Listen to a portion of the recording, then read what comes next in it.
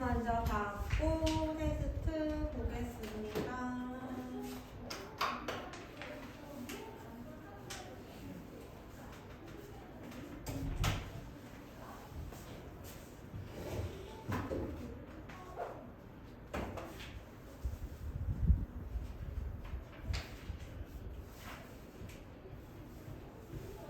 질문 있는 사람. 다리성관 사진이랑 시간기 관계가 헷갈려요.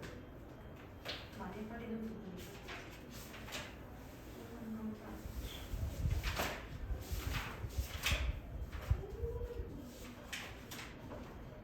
뭐래? 그 운동 방향에 따라서 둘의 이거 뭐라 해야 되지? 어디가 첫 번째로 찍힌 건지를 찾으면 돼. 아 예.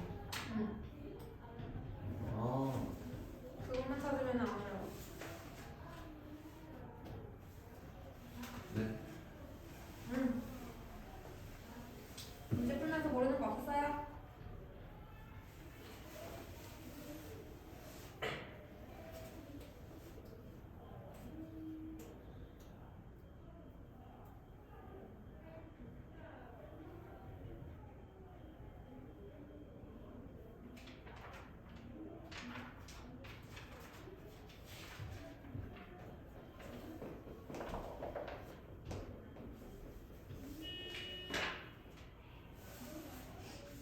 그 29쪽에 10번이요. 29쪽에 10번. 10번. 다음 그림과 같이 무게가 같은 물체가 같은 재질의 끈으로 천장에 매달려 있을 때 끈 하나에 가장 큰 힘이 걸리는 것은? 지금 보면은 같은 무게의 물체들이 다 매달려져 있네요. 그럼 지금 같은 무게의 물체가 매달려서 정지해 있네. 그럼 결국에 이 물체에 작용하고 있는 알짜힘은 전부 다 0이라는 얘기죠. 그치? 알짜힘 0이니까 이 끈의 합력이 결국에 같다라는 얘기잖아. 네. 그러면은 각도가 지금 다르면은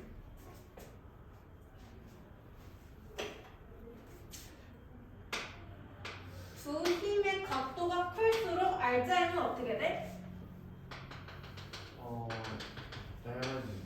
알짜힘은 작아지죠. 그러면은 내가 큰 힘으로 이걸 들어 올릴 거야. 그러면은 나의 각도를 작게 할수록 유리하잖아. 근데 지금 보면은 5번처럼 각도를 크게 만들어 버리면은 더 많은 힘이 들여야 되잖아. 내가 이거를 들어 올리기 위해서. 그치? 각도가 너무 크면은 이 힘 하나에 더 많은 힘을 실어야지만 그 알짜힘이 더 커지잖아. 각도가 커지지만 알짜힘이 작아지니까요. 그래서 각도가 커질수록 이 끈 하나에는 힘이 더 많이 들어가겠지. 그래서 각도가 제일 큰 거를 골라주시면 됩니다.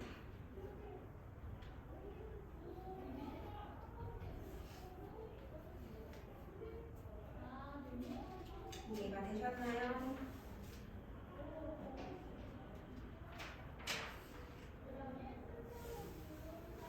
또 모르는 거.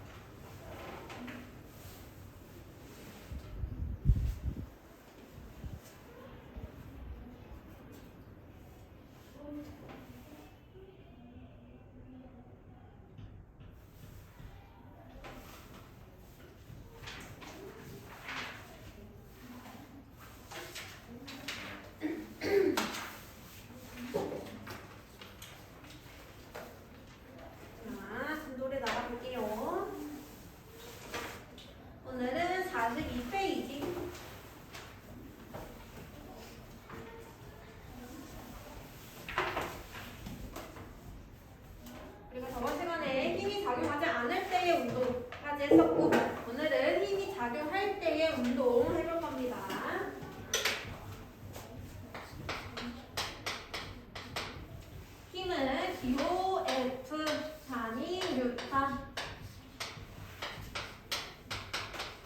RJ이 0일 때는 무슨 운동이 있었어? 이거 좀 등속 직선 운동. 그래서 속력도 안 변하고 방향도 안 변하는 그런 운동을 했었고요. 이번에는 RJ이 0이 아닐 때 하는 운동을 한번 볼 겁니다. 그래서 힘이 존재할 때 그때 운동을 어떻게 하는지 볼 건데요. 어떤 물체가 이미 운동을 하고 있었어. 이때 힘이 작용할 건데 힘이 운동하는 방향과 나란하게 작용할 수도 있고요. 운동은 오른쪽으로 하는데 힘은 위쪽 수직으로 작용을 할 수도 있고요. 힘이 비스듬하게 작용을 할 수도 있어요.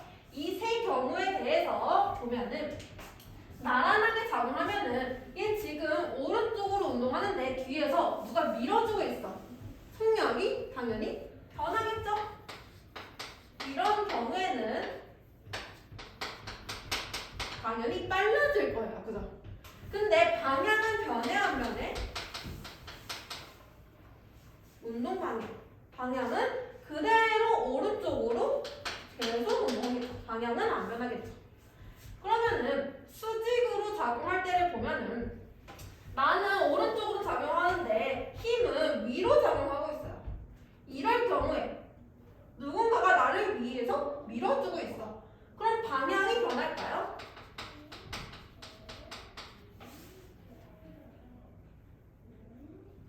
오른쪽으로 가는데 누가 나를 밀어? 그럼 나는 이 힘을 받아서 위쪽으로 운동을 하게 됩니다. 방향이 변해요. 근데 오른쪽으로는 힘을 안 받지. 그죠? 오른쪽으로 힘을 받으면 빨라질 거고 반대로 왼쪽으로 힘을 받으면 느려질 거야. 근데 오른쪽으로도 안 받고 왼쪽으로도 안 받아. 이럴 경우에는요. 속력은 변하지 않아요.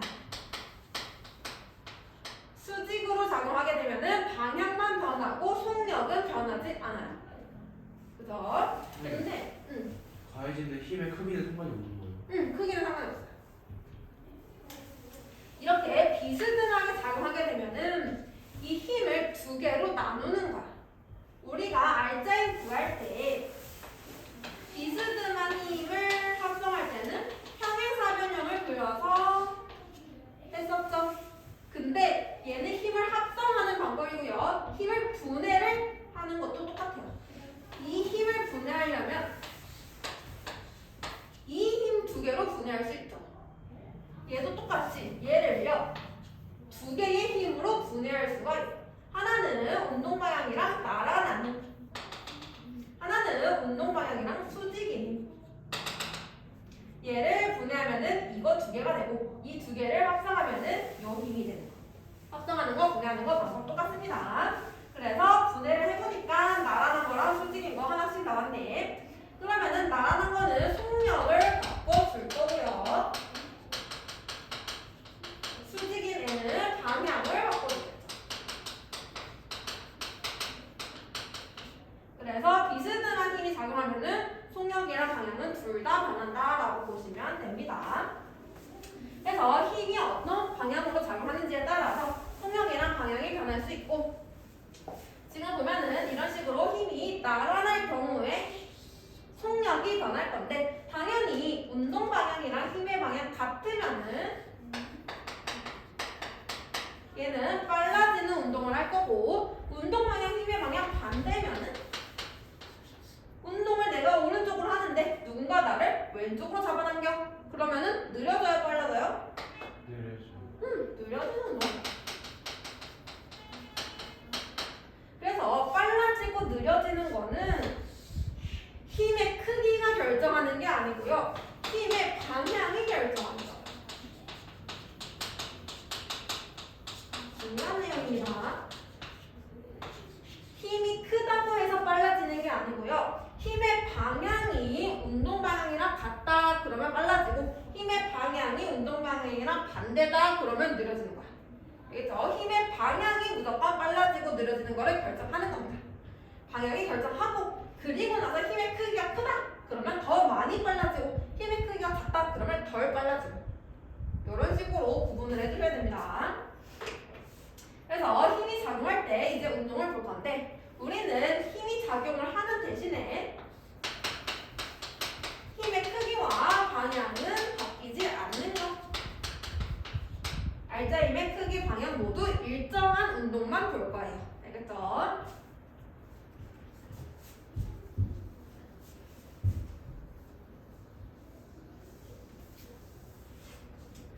자, 42페이지 아래쪽에 보면은 힘의 운동 방향과 나란하게 작용할 때의 운동, 나란하니까 빨라지거나 혹은 느려지는 운동 나와 있고요. 같은 방향이면은 증가하고 반대 방향이면은 속력이 감소한다 나와져 있습니다. 근데 여기서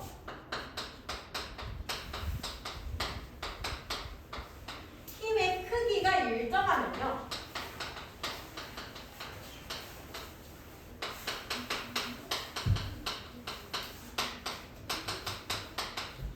속력 변화가 일정해요. 힘이라는 거는 속력을 변화시켜주는 아이야, 그지? 근데 힘의 크기가 일정해. 속력이 일정하게 변해. 라고 이해됩니다. 속력이 일정하게 변하고, 이거를 우리는 가속도라고 얘기해요. 가속도. 새로운 물리랑 한 개 나왔습니다. 가속도는 기호 A로 쓰고요.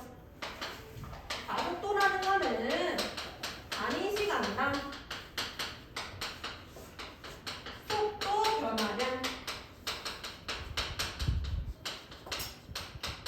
즉 속력이 변할 건데 그러면 1초 동안에 얼만큼 변하냐, 그게 가속도예요.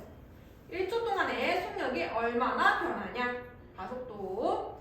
그러면은 가속도 A는 단위 시간 델타 T, 델타는 변화를 의미하죠. 시간 변화분의 속도 변화량 델타 T분의 델타 V로 구할 수가 있고요. 예를 들어서 0초일 때 속력이 0이었대. 1초일 때 속력이 2, 2초일 때 속력이 4, 3초일 때 속력이 6. 이게 지금 느려지고 있어요? 빨라지고 있어요?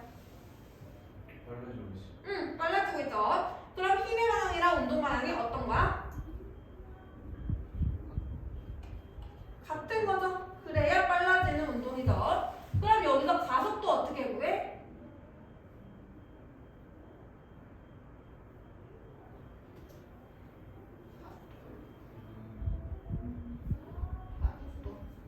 가속도는 시간 변화분의 속도 변화량. 총 시간 3초 동안의 속도 변화량 6만큼 변했네요. 3분의 6 해주면 되겠죠.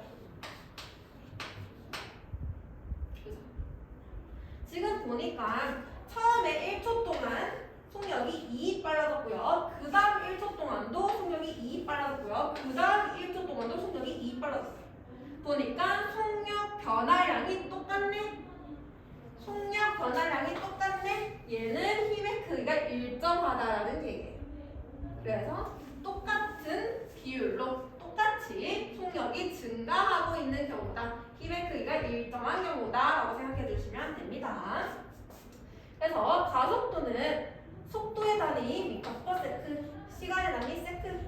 따라서 가속도 단위는 미터 퍼 세크를 세크로 한 번 더 나누는 거. 미터 퍼 세크 제곱으로 써주시면 되고요.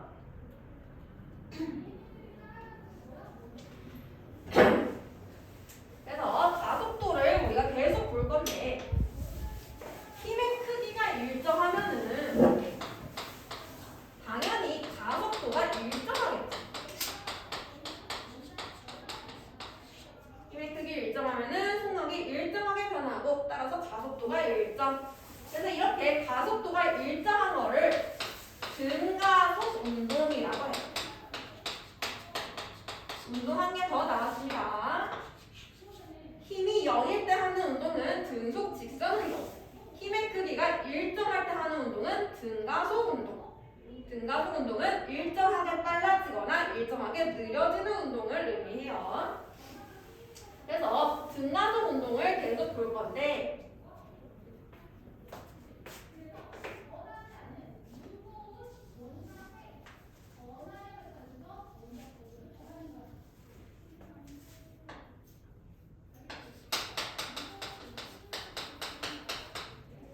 자, 저번 시간에도 그래프를 해봤어요. 등속 직선 운동할 때.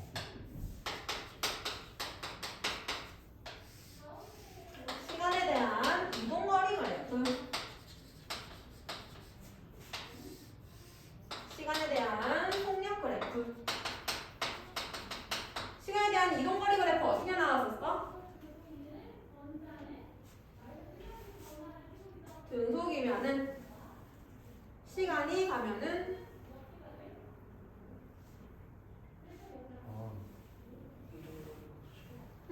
이동거리가 같이 증가했지. 시간이 지날수록 이동거리 같이 증가한다고 그랬고요. 이 그래프에서 기울기가 뭘 의미했지?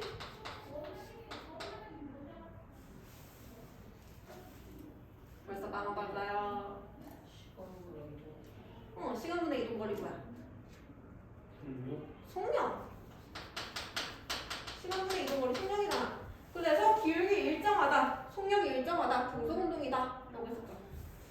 그 다음에 시간 속력 그래프는 속력이 일정하니까 쭉 그어주면 된다고 했었고요. 이때 그래프 아래쪽에 면적은 뭘 의미했죠? 면적은 이동거리를 의미한다. 그 다음에 이번엔 등가속 운동을 그래프를 볼게요.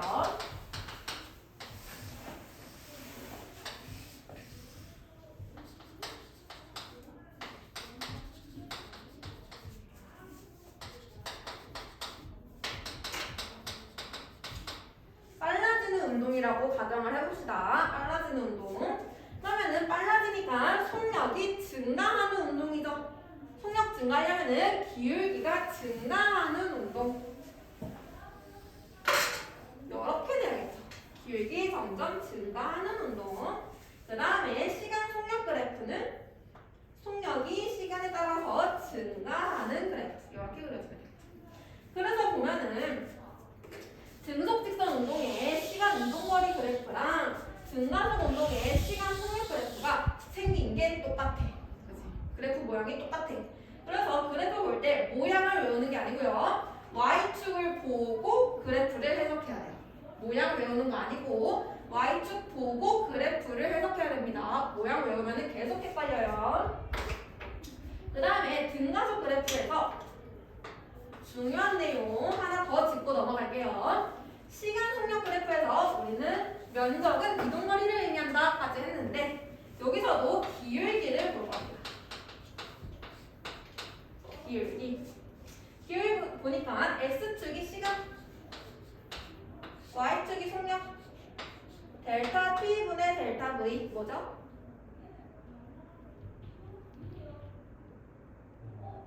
방금 했는데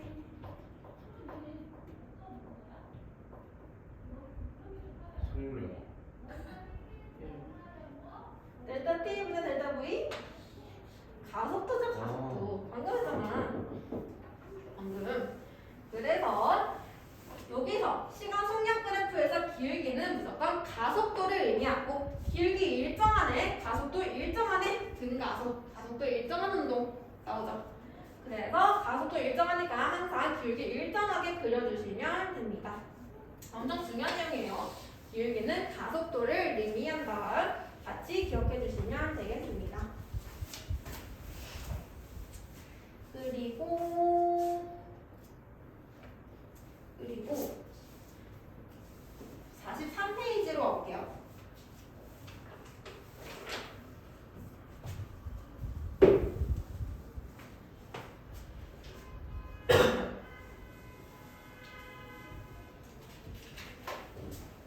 등가속 운동은 계속 할 건데요.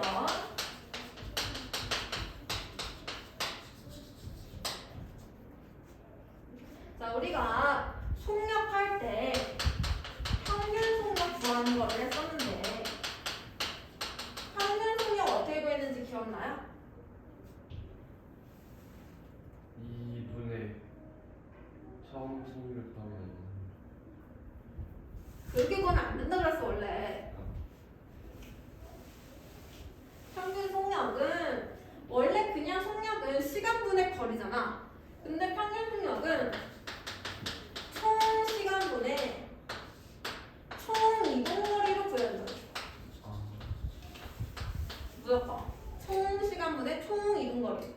그래서 내가 한 가지 예시를 들어줄게.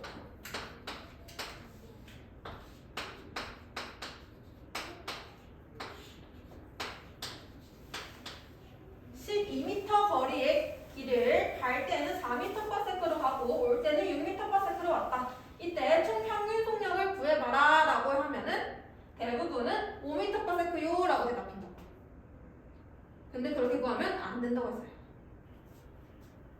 5m/s는 4 플러스 6 나누기 2 그런 식으로 구한 거죠.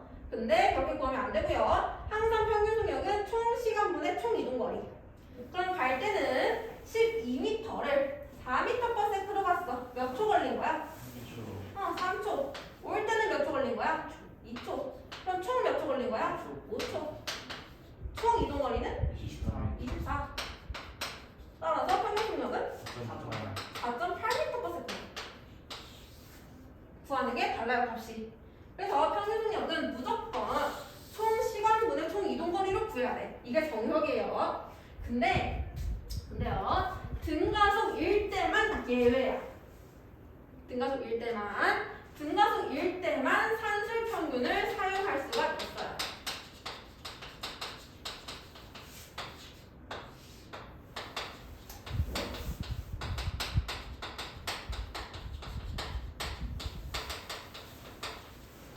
근데 내가 이거를 원래는 잘 안 가르쳐줘. 왜냐면 이걸 한 번 가르쳐주면은 계속 이걸로 다 써. 등가속 아닐 때도. 그래서 내가 원래는 안 가르쳐주는데 혹시라도 문제가 나왔는데 이거를 쓰면은 훨씬 쉽게 풀 수 있는 문제들이 있어요. 어려운 문제들은. 그때 내가 쓰라고 가르쳐주는 겁니다. 근데 내가 만약에 저거를 지금 기억하면은 나중에 헷갈릴 것 같아. 내가 등가속 아닐 때도 저걸 쓸 것 같아. 그러면 그냥 삭제하세요. 기억하지 마. 그냥 평균 속력 이걸로 기억해. 알겠죠? 헷갈릴 것 같으면은 이거는 등가속 운동에서만 쓸 수 있는 식이에요. 왜 등가속에서는 쓸 수 있냐면 등가속 운동일 때는 시간 속력 그래프 그려볼게요. 길게 일정하죠. 등가속이니까 처음 속력을 V1이라고 해보고 낮은 속력을 V2라고 해보고 시간 걸리는 시간을 T라고 해봅시다. 그러면은 그냥 여기서 평균 속력 처음에 했던 평균 속력으로 구해볼게. 총 시간은 T. 그 다음에 총 이동거리는 여기 면적이다. 사다리꼴 면적이면은 윗면 더하기 아랫면 곱하기 높이 나누기 2.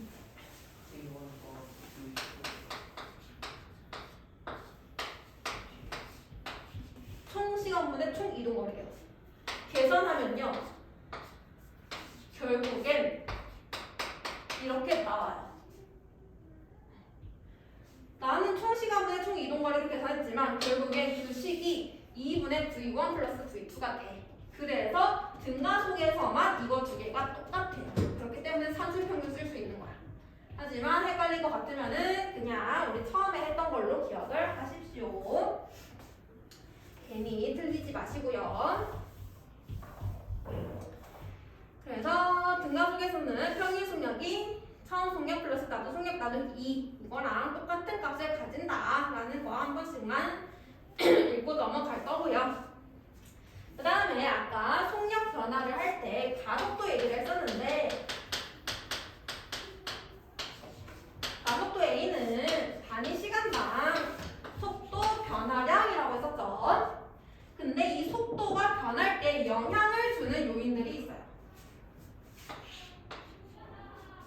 자, 내가 속도를 변화시켜 볼 거야. 그러면 힘의 크기가 속도 변화에 영향을 줄 수 있겠지. 힘을 크게 해서 미는 거랑 힘을 작게 해서 미는 거랑 속도가 다르게 변하겠죠. 어떤 게 더 속도가 많이 변해? 그렇지. 힘을 크게 할 때 속도가 더 많이 변하죠. 그래서 가속도 A는 힘의 크기에 비례해요. 힘이 클수록 속도가 많이 변해. 그치? 그러면 이번에 힘의 크기를 일정하게 해볼게요. 대신에 질량을 다르게 합니다. 하나는 100kg이고요. 하나는 1kg이에요. 똑같은 힘으로 두 개 밀어볼게. 어떤 게 더 속도 많이 변해요? 1kg. 당연히 질량 작은 게 더 빨라지겠죠. 즉, 속도 변화는 질량이랑도 관련이 있고요. 질량이 작은 게 속도가 많이 변해요. 가속도는 질량에 반비례합니다. 그래서 가속도는 힘이랑 질량이랑 관련이 있고, 여기서 나온 식이 A는 M분의 F로 구할 수가 있어요. A는 델타 T분의 델타 V 이걸로도 구할 수 있고, A는 N분의 F 이걸로도 구할 수 있고. 그래서 같이 기억을 해둡시다. 가속도는 질량에 반비례하고 힘에는 비례한다. A는 N분의 F. 그래서 여기서부터 나온 아주 유명한 물리 법칙 있죠? F는 ma. 들어봤죠? F는 ma. m만 넘겨주면 되죠. F는 ma. 힘치. 여기서부터 나온 식이에요. 그래서 43페이지 속력 변화에 영향을 주는 요인, 그거는 저거 F는 ma에 관한 그거를 그래프로 나타낸 거라고 보시면 됩니다.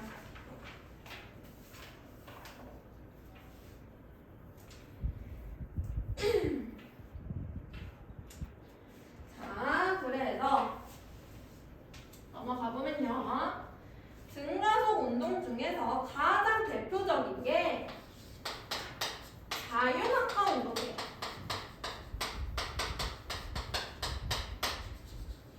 자유낙하 운동, 그냥 물체를 위에서 가만히 툭 하고 떨어뜨렸을 때 물체가 아래로 내려가죠. 그거를 자유낙하 운동이라고 하고요. 그럼 이 물체는 지금 무슨 힘을 받고 있어? 물체 떨어질 때 무슨 힘 받아요? 중력. 이때 중력의 크기와 방향이 변하지 않죠? 그러니까 가속도가 일정한 운동을 하게 됩니다. 그 다음에 중력에 의해서 생기는 가속도, 중력 가속도라고 하죠. 중력 가속도는 기호 G라고 쓰고요. 중력 가속도의 값은 9.8m/s. 즉 얘는 1초에 속력이 9.8씩 빨라진다는 얘기. 만약에 처음에 떨어뜨릴 때 속력이 0이었다면 1초 후에 속력이 9.8, 2초 후에 속력이 19.6 이런 식으로 점점 빨라진다는 얘기죠. 오케이? 그래서 자유낙하 운동은 등가속 운동이라고 생각하면 되고요. 이때 가속도는 9.8이다 생각해 주시면 됩니다.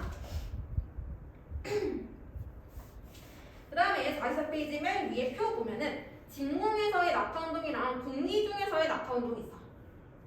지금 보면은 진공에서의 낙하 운동은 쇠공이랑 깃털을 떨어뜨렸을 때 얘가 같이 떨어지는데, 공기 중에서는 쇠공이 먼저 떨어져.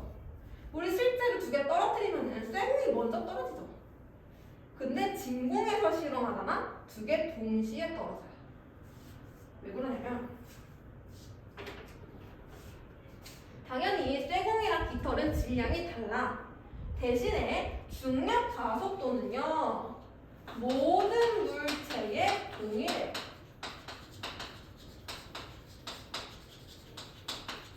얘는 질량이랑 상관이 없어요.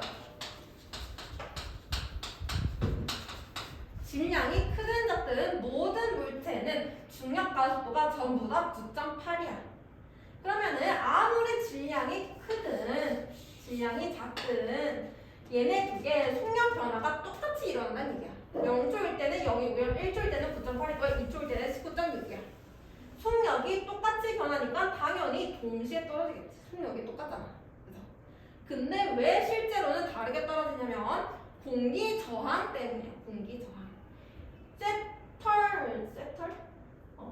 세털이랄 거야. 깃털 같은 경우에는 표면적이 넓으니까 떨어질 때 공기 저항을 많이 받죠. 그렇기 때문에 조금 느리게 떨어지고요. 대신에 쇠공 같은 경우에는 공기 저항을 적게 받으니까 좀 더 빠르게 떨어지는 거라고 이해를 하면 됩니다. 진공에서 하면은 공기 저항 없으니까 그때는 동시에 떨어진다라고 생각해 주시면 되고요. 여기까지 됐어요? 오케이. 그다음에 밑에 나와 있는 거는 힘의 운동 방향과 수직으로 작용할 때 운동. 그다음에 힘의 운동 방향과 비스듬하게 작용할 때 운동. 아까 힘의 운동 방향 수직이면은 뭐가 바뀐다고 했었지? 힘의 방향, 운동 방향 수직이면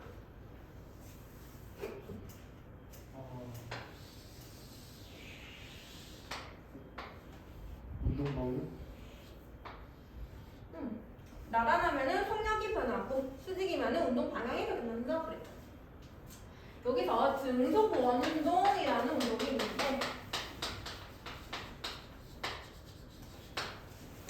등속 직선 운동이랑은 다른 겁니다. 등속 직선 운동은 직선이기 때문에 방향이 안 변하는 운동이에요. 힘이 없을 때. 근데 등속 원운동은 속력만 동일하고 얘는 힘이 있을 때 하는 운동. 속력만 안 변하는 거 얘는 방향이 변해요.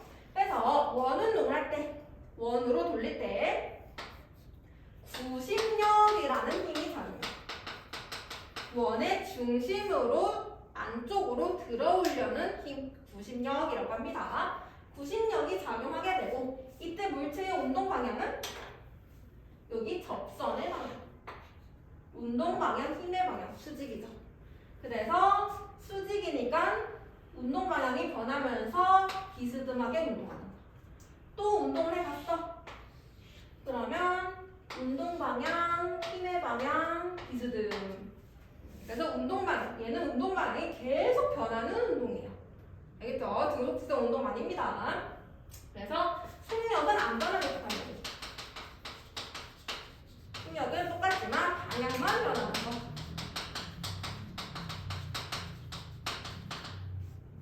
그 다음에 힘이 비스듬할 때.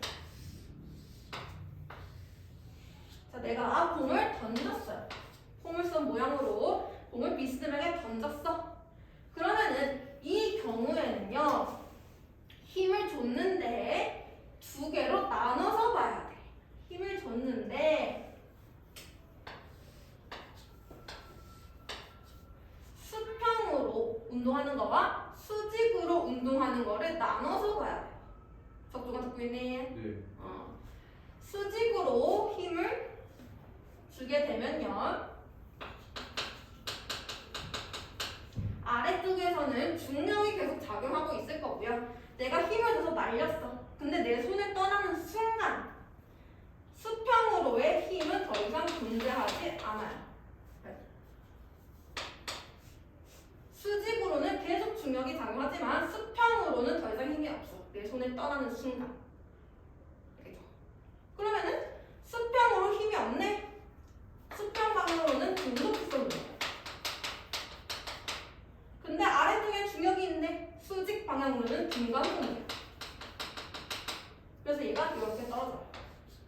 근데 수평 방향만 보면은 등속이고요. 수직 방향만 보면은 등가속이에요. 이해돼요?